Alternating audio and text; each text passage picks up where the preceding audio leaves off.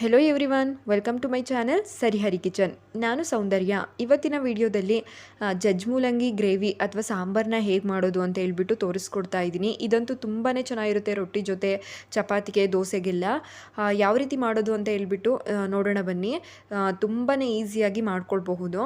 ಮೊದಲಿಗೆ ಇಲ್ಲಿ ಒಂದು ಬಾಣಲಿನ ಇಟ್ಟು ಇದಕ್ಕೆ 1 ಸ್ಪೂನಷ್ಟು ಎಣ್ಣೆನ ಹಾಕಿದ್ದೀನಿ. ಎಣ್ಣೆ ಕಾಯಿದ ನಂತರ ನಾನಿಲ್ಲಿ ಒಂದು 6ರಿಂದ 7 ಬೆಳ್ಳುಳ್ಳಿ ಇಕ್ಕಳನ್ನ ಬಿಡಿಸಿ ಹಾಕೊಳ್ತಾ ಇದ್ದೀನಿ. ಹಾಗೆ 1 ಟೀ ಸ್ಪೂನಷ್ಟು ಜೀರಿಗೆ, 1 ಮೀಡಿಯಮ್ ಸೈಜ್ ಈರುಳ್ಳಿ, ಖಾರಕ್ಕೆ ಹಸಿಮೆಣ್ಸಿಕಾಯಿ ಎಷ್ಟು ಬೇಕು ನೋಡಿಬಿಟ್ಟು ಸೇರಿಸ್ಕೊಳ್ಬೇಕಾಗುತ್ತೆ. ಖಾರದ ಪುಡಿ ಹಾಕೋದಿಲ್ಲ, ಹಾಗಾಗಿ ಹಸಿಮೆಣ್ಸಿಕಾಯಿನೇ ಎಷ್ಟು ಬೇಕು ನೋಡಿಬಿಟ್ಟು ಸೇರಿಸ್ಕೊಳ್ಬೇಕು.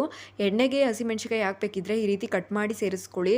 ಉದ್ದುದ್ದ ಒಂದೊಂದನ್ನೇ ಹಾಕ್ಬಿಟ್ರೆ ಸಿಡಿಯುತ್ತೆ. ಹಾಗಾಗಿ ನೋಡಿ, ಇಷ್ಟು ಫ್ರೈ ಆದ ನಂತರ ಗ್ಯಾಸ್ ಫ್ಲೇಮ್ನ ಆಫ್ ಮಾಡ್ಕೊಬಿಟ್ಟು ನಾನಿಲ್ಲಿ ತೆಂಗಿನಕಾಯಿ ತುರಿನ ಸೇರಿಸ್ಕೊಳ್ತಾ ಇದ್ದೀನಿ. ಒಂದು ಸಣ್ಣ ಹೋಳಷ್ಟು ತೆಂಗಿನಕಾಯಿ ತುರಿ, ಹಾಗೆ 1 ಸ್ಪೂನಷ್ಟು ಹುರ್ಗಡ್ಲೆ, 1 ಗೋಲಿ ಗಾತ್ರದಷ್ಟು ಹುಣಸೆಹಣ್ಣನ್ನು ಕೂಡ ಹಾಕೊಳ್ತಾ ಇದ್ದೀನಿ. ಹಾಕ್ಬಿಟ್ಟು ಅದೇ ಬಿಸಿಲಿನ ಈ ರೀತಿಯಾಗಿ ಒಂದ್ಸಲ ಮಿಕ್ಸ್ ಮಾಡಿಕೊಂಡ್ರೆ ಸಾಕು. ನಂತರ ಇದು ತಣ್ಣಕ್ಕಾದ್ಮೇಲೆ ನಾವು ರುಬ್ಕೊಳ್ಬೇಕಾಗುತ್ತೆ. ಜೊತೆಗೆ ಸ್ವಲ್ಪ ಕೊತ್ತಂಬರಿ ಸೊಪ್ಪನ್ನು ಕೂಡ ಸೇರಿಸ್ಬಿಟ್ಟು ಕಂಪ್ಲೀಟಾಗಿ ತಣ್ಣಕ್ಕಾದ ನಂತರ ನಾವು ಇದನ್ನು ರುಬ್ಕೊಳ್ಬೇಕು. ನೋಡಿ, ಈ ರೀತಿಯಾಗಿ ರುಬ್ಕೊಳ್ಬೇಕಾಗುತ್ತೆ. ನೆಕ್ಸ್ಟ್ ಇಲ್ಲಿ ನಾನು 1-2 ಮೂಲಂಗಿನ ಈ ರೀತಿಯಾಗಿ ಜಜ್ಜಿಟ್ಕೊಂಡಿದ್ದೀನಿ. ಜಜ್ ಮೂಲಂಗಿ ಆಗಿರೋದ್ರಿಂದ ಈ ರೀತಿಯಾಗಿ ಮೂಲಂಗಿ ಪೀಸಸ್ನೆಲ್ಲ ನಾವು ಜಜ್ಕೊಳ್ಬೇಕಾಗುತ್ತೆ. ಶೇಪ್ ಯಾವುದಾದ್ರೂ ಕಟ್ ಮಾಡ್ಕೊಳ್ಳಿ, ಆದರೆ ಈ ರೀತಿ ಗೆಚ್ಕೋಬೇಕು. ನೀವು ಬೇಕಿದ್ರೆ ಒಂದೇ ಮೂಲಂಗಿನ ಕೂಡ ಹಿಂಗೆ ಜಜ್ಜಿಬಿಟ್ಟು ರೆಡಿ ಮಾಡ್ಕೊಳ್ಬೋದು. ನಾನು ಇಲ್ಲಿ ಕಟ್ ಮಾಡಿಬಿಟ್ಟು ಮಾಡ್ಕೊಂಡಿದ್ದೀನಿ. ನೆಕ್ಸ್ಟ್ ಇಲ್ಲಿ ಇನ್ನೊಂದು ಬಾಣಲಿಗೆ 3 ಸ್ಪೂನಷ್ಟು ಎಣ್ಣೆ ಕಾಯ್ದ ಮೇಲೆ ಸಾಸಿವೆನ ಹಾಕ್ಕೊಳ್ಬೇಕಾಗುತ್ತೆ. ಸಾಸಿವೆ ಚೆನ್ನಾಗಿ ಸಿಡಿದ ನಂತರ ಇಲ್ಲಿ 4 ಇಕ್ಕಳಷ್ಟು ಬೆಳ್ಳುಳ್ಳಿನ ಕ್ರಷ್ ಮಾಡಿಬಿಟ್ಟು ಸೇರಿಸ್ಕೊಳ್ತಾ ಇದ್ದೀನಿ. ಹಾಗೆ 1 ಮೀಡಿಯಮ್ ಸೈಜ್ ಈರುಳ್ಳಿ, ಸ್ವಲ್ಪ ಕರಿಬೇವಿನ ಸೊಪ್ಪು ಕೂಡ ಹಾಕಿ ಈರುಳ್ಳಿ ಸಾಫ್ಟ್ ಆಗೋವರೆಗೂ ಕೂಡ ಒಗ್ಗರಣೆನ ಫ್ರೈ ಮಾಡ್ಕೊಳ್ಬೇಕಾಗುತ್ತೆ. ನೋಡಿ, ಇವಾಗ ಈರುಳ್ಳಿ ಎಲ್ಲ ಚೆನ್ನಾಗಿ ಫ್ರೈ ಆಗಿದ್ದಾಗಿದೆ. ಇವಾಗ ಇದಕ್ಕೆ ನಾವು ಜಜ್ಜಿಟ್ಕೊಂಡಿರೋ ಅಂಥ ಮೂಲಂಗಿನ ಸೇರಿಸ್ಕೊಳ್ಬೇಕಾಗುತ್ತೆ. ಜೊತೆಗೆ ಸ್ವಲ್ಪ ಉಪ್ಪನ್ನು ಕೂಡ ಹಾಕಿಬಿಟ್ಟು 2ರಿಂದ 3 ನಿಮಿಷ ನಾವು ಚೆನ್ನಾಗಿ ಎಣ್ಣೆಲೇ ಫ್ರೈ ಮಾಡ್ಕೊಳ್ಬೇಕು.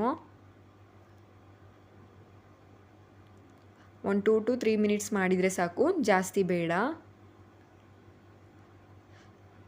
ನೆಕ್ಸ್ಟ್ ನಾನಿಲ್ಲಿ ಇದಕ್ಕೆ ಒಂದು ಅರ್ಧ ಕಪ್ಪಷ್ಟು ನೀರನ್ನ ಹಾಕ್ಕೊಳ್ತಾ ಇದ್ದೀನಿ. ನೀವು ಸಾಂಬಾರದ ತಳವಾಗಿ ಮಾಡ್ಕೊಳ್ತೀವಿ ಅಂದರೆ ನೀರನ್ನು ಜಾಸ್ತಿ ಹಾಕ್ಕೊಳ್ಳಿ. ಗ್ರೇವಿ ಕನ್ಸಿಸ್ಟೆನ್ಸಿಲಿ ಮಾಡ್ಕೊಳ್ತೀವಿ ಅಂತ ಅಂದರೆ ಸ್ವಲ್ಪ ನೀರನ್ನು ಸೇರಿಸ್ಕೊಳ್ಬೇಕಾಗುತ್ತೆ.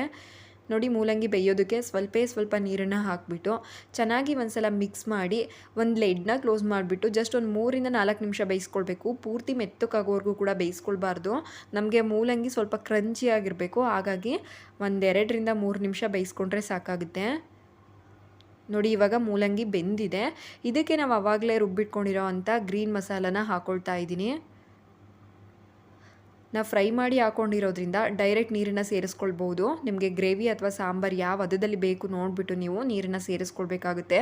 ಮುದ್ದೆ ಜೊತೆ ಮತ್ತು ಅನ್ನದ ಜೊತೆ ತಿಂತೀವಿ ಅಂದರೆ ಸ್ವಲ್ಪ ತಳವಾಗಿ ಮಾಡ್ಕೊಳ್ಬೋದು. ಅಥವಾ ರೊಟ್ಟಿ, ಚಪಾತಿ, ದೋಸೆಗೆ ತಿಂತೀವಿ ಅಂದರೆ ಗಟ್ಟಿಯಾಗಿ ಮಾಡಿಕೊಂಡ್ರೆ ಚೆನ್ನಾಗಿರುತ್ತೆ ಟೇಸ್ಟು. ನೋಡಿ, ಇದಕ್ಕೆ ಉಪ್ಪನ್ನು ಕೂಡ ಸೇರಿಸ್ಬಿಟ್ಟು ಮಿಕ್ಸ್ ಮಾಡಿ ಲೆಡ್ ಕ್ಲೋಸ್ ಮಾಡಿಬಿಟ್ಟು ನಾವು ಒಂದು 10 ನಿಮಿಷ ಕುದಿಸ್ಕೊಳ್ಬೇಕಾಗುತ್ತೆ ಚೆನ್ನಾಗಿ. ರುಚಿಗೆ ಎಷ್ಟು ಬೇಕು ನೋಡಿಬಿಟ್ಟು ಉಪ್ಪನ್ನು ಕೂಡ ಸೇರಿಸ್ಕೊಂಡು, ಮೂಲಂಗಿ ಹಾಕುವಾಗಲೂ ಕೂಡ ಉಪ್ಪನ್ನ ಹಾಕಿರ್ತೀವಿ, ನಿಮ್ಗೆ ಎಷ್ಟು ಬೇಕು ನೋಡಿಬಿಟ್ಟು ಸೇರಿಸ್ಕೊಳ್ಬೇಕಾಗುತ್ತೆ. ನಂತರ ಇದಕ್ಕೆ ಒಂದು ಲೆಡ್ನ ಕ್ಲೋಸ್ ಮಾಡಿಬಿಟ್ಟು ಒಂದು 10 ನಿಮಿಷ ಚೆನ್ನಾಗಿ ಮೀಡಿಯಮ್ ಉರಿಲಿಟ್ಟು ಕುದಿಸ್ಕೊಳ್ಬೇಕು.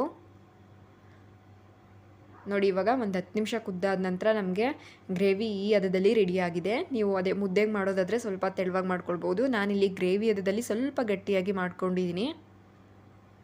ದೋಸೆಗಂತೂ ಒಳ್ಳೆ ಕಾಂಬಿನೇಷನ್ ಆಗಿರುತ್ತೆ. ಒಂದ್ಸಲ ಟ್ರೈ ಮಾಡಿ, ತುಂಬಾ ಈಸಿಯಾಗಿ ಮಾಡ್ಕೊಳ್ಬೋದು. ನೋಡಿದ್ರಲ್ಲ ಹೇಗೆ ಮಾಡೋದು ಅಂತ ಹೇಳ್ಬಿಟ್ಟು. ಈ ರೆಸಿಪಿ ನಿಮಗೆ ಎಲ್ಲರಿಗೂ ಇಷ್ಟ ಆಗಿದೆ ಅಂದ್ಕೊಳ್ತೀನಿ. ಇಷ್ಟ ಆಗಿದ್ರೆ ಲೈಕ್, ಶೇರ್, ಕಮೆಂಟ್ ಮಾಡೋದ್ರ ಜೊತೆಗೆ ಇನ್ನೂ ಯಾರು ನನ್ನ ಚಾನಲ್ನ ಸಬ್ಸ್ಕ್ರೈಬ್ ಮಾಡದೆ ವಿಡಿಯೋ ನೋಡ್ತಾ ಇದ್ದೀರಾ, ಪ್ಲೀಸ್ ಸಬ್ಸ್ಕ್ರೈಬ್ ಮಾಡ್ಕೊಳ್ಳಿ. Thank you for watching.